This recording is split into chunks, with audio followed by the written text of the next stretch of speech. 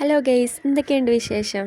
നമ്മൾ ടേസ്റ്റും അതേപോലെ തന്നെ ഈസി ആയിട്ടുള്ള ഒരു അടിപൊളി തക്കാളി ചട്നിയാണ് ഉണ്ടാക്കാൻ പോകുന്നത്. ദോശയുടെയും ഇഡ്ഡലിയുടെയും ഒക്കെ കൂടെ കഴിക്കാനായിട്ട് നല്ല ടേസ്റ്റാണിത്. അപ്പോൾ ഇതെങ്ങനെ ഉണ്ടാക്കാം എന്നുള്ളത് നമുക്ക് നോക്കാം. ഇതിനായിട്ട് പാൻ ചൂടാക്കി അതിലേക്ക് 1 ടീസ്പൂൺ വെളിച്ചെണ്ണ ഒഴിച്ചു കൊടുക്കാം. ഇത് ചൂടായി വരുന്ന ടൈമിൽ ഇതിലേക്ക് ഒരു സവാള അതേപോലെ അരിഞ്ഞതിട്ട് കൊടുക്കണം. പിന്നെ ഒരു 3 അല്ലി വെളുത്തുള്ളി, അത്യാവശ്യം വലിപ്പമുള്ള ഇട്ടത്, അതുകൊണ്ടാണ് ഞാൻ 3 എടുത്തത്. അതും ചെറുതാക്കി അരിഞ്ഞ് ഇട്ട് കൊടുക്കാം. എന്നിട്ടിത് പെട്ടെന്നൊന്ന് വഴന്നിട്ടാൻ വേണ്ടിയിട്ട് ഇതിലേക്ക് പാകത്തിന് ഉപ്പ് ഇട്ട് കൊടുക്കാം. എന്നിട്ടിത് നല്ല പോലെ ഒന്ന് വഴറ്റി കൊടുക്കണം. നിങ്ങൾക്ക് ഈ സമയത്ത് ഇതിലേക്ക് എരിവിനായിട്ട് പച്ചമുളക് ചേർക്കാം. ഞാൻ ഇവിടെ പച്ചമുളക് ചേർക്കണില്ല. അപ്പം നല്ലപോലെ വഴന്ന് വന്നിരിക്കുന്നു. ഈ സമയത്ത് ഒരു അത്യാവശ്യം വലിപ്പമുള്ളൊരു തക്കാളി ചെറുതാക്കി അരിഞ്ഞത് എന്താക്കാം ഇതിലേക്ക് ഇട്ട് കൊടുക്കാം. ഇനി ഇത് നല്ല പോലെ ഒന്ന് വഴറ്റി കൊടുക്കണം.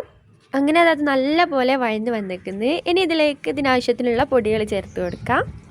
ഇതിലേക്ക് ഒരു 1/4 ടീസ്പൂൺ മഞ്ഞൾപ്പൊടിയും പിന്നെ 1 ടീസ്പൂൺ കാശ്മീരി മുളക് പൊടിയും ചേർക്കുക. ഇതിൽ തന്നെ അത്യാവശ്യം പാകത്തിനുള്ള എരിവുണ്ടാവും. ഇനി ഇതിലേക്ക് ഒരു 1/4 ടീസ്പൂൺ കായപ്പൊടിയും കൂടി ചേർത്ത് കൊടുക്കുക. ഇനി ഇത് നല്ല പോലെ ഒന്ന് വഴറ്റി കൊടുക്കുക. ഇതിൻ്റെ പച്ചമണം മാറുന്നത് വരെയൊക്കെ ഒന്ന് നല്ല വഴറ്റി കൊടുക്കുക. അങ്ങനെ അതിൻ്റെ പച്ചമണക്കം മാറി നല്ല പോലെ വഴന്ന് വന്നിരിക്കുന്നത്. ഇനി നമുക്ക് ഫ്ലെയിം ഓഫ് ചെയ്യാം. എന്നിട്ട് ഇതൊന്ന് അത്യാവശ്യം ഒരു 5 മിനിറ്റോളം തണുക്കാനായിട്ട് ഇത് വെക്കാം. അങ്ങനെ തണുത്തതിന് ശേഷം ഇത് മുഴുവനായിട്ട് നമുക്ക് മിക്സിയുടെ ജാറിലേക്ക് ഇട്ട് കൊടുക്കാം. അങ്ങനെ മുഴുവനായിട്ട് ഇതാ മിക്സിയുടെ ജാറിലേക്ക് ഇട്ട് കൊടുത്തിട്ടുണ്ട്. എന്നിട്ട് നല്ല പോലെ ഒന്ന് അരച്ചെടുക്കണം. അങ്ങനെ അത് നല്ല പോലെ അരച്ചെടുത്തിട്ടുണ്ട്. ഇനി നമുക്കൊരു പാൻ ചൂടാക്കിയിട്ട് അതിലേക്കൊരു 2 ടേബിൾ സ്പൂൺ വെളിച്ചെണ്ണ ഒഴിച്ചു കൊടുക്കാം.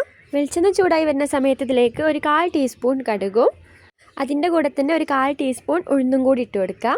എന്നിട്ട് ഇത് രണ്ടും അത്യാവശ്യം നല്ല പോലെയൊക്കെ പൊട്ടി വരുന്ന ടൈമിൽ ഇതിലേക്ക് 2 ഉണക്കമുളക് ഇട്ട് കൊടുക്കാം. പിന്നെ ഒരു 2 തണ്ട് കരിവേപ്പിലയും കൂടി ഇട്ട് കൊടുക്കുക. എന്നിട്ട് ഇത് നല്ല പോലെ ഒന്ന് മൂപ്പിച്ചെടുക്കണം. ഇങ്ങനത്തെ അത്യാവശ്യം വഴന്ന് വന്നിരിക്കുന്നു. ഈ സമയത്ത് നമ്മൾ അരച്ച് വെച്ച പേസ്റ്റില്ലേ അതെന്താക്കാം ഇതിലേക്ക് മുഴുവനായിട്ട് ഇട്ട് കൊടുക്കുക. ചെറുതായിട്ട് ലൂസായി കിട്ടാൻ വേണ്ടിയിട്ട് അതിൽ ആ മിക്സിയുടെ ജാറിലേക്ക് എന്താക്കാം കുറച്ച് വെള്ളം ഒഴിച്ചിട്ട് നല്ലപോലെ മിക്സ് ചെയ്തിട്ട് നമുക്ക് ഈ പാനിലേക്ക് ഇത് ഒഴിച്ച് കൊടുക്കാം. അങ്ങനെ അത് മുഴുവനായിട്ട് ഇതിലേക്ക് ഒഴിച്ച് കൊടുത്തിട്ടുണ്ട്. ഇനി ഇത് നല്ല പോലെ ഒന്ന് മിക്സ് ആക്കി എടുക്കാം. അങ്ങനെ നമ്മുടെ തക്കാളി ചട്നി ഇവിടെ റെഡിയായി വന്നിട്ടുണ്ട്. നല്ല ടേസ്റ്റാണിത് ദോശയുടെ ഇഡ്ഡലിയുടെ ഒക്കെ കൂടെ കഴിക്കാനായിട്ട്. നിങ്ങൾക്കിത് എന്തായാലും ഇഷ്ടപ്പെടും. നിങ്ങൾ എന്തായാലും ഇതൊന്ന് ട്രൈ ചെയ്ത് നോക്കണം. അപ്പോൾ ഇത്രയുള്ള വീഡിയോ ഇഷ്ടമായെങ്കിൽ ലൈക്ക്, ഷെയർ, സബ്സ്ക്രൈബ് ചെയ്യണേ. പുതിയൊരു വീഡിയോ ആയിട്ട് വീണ്ടും കാണുന്നതിലേക്കും ബൈ.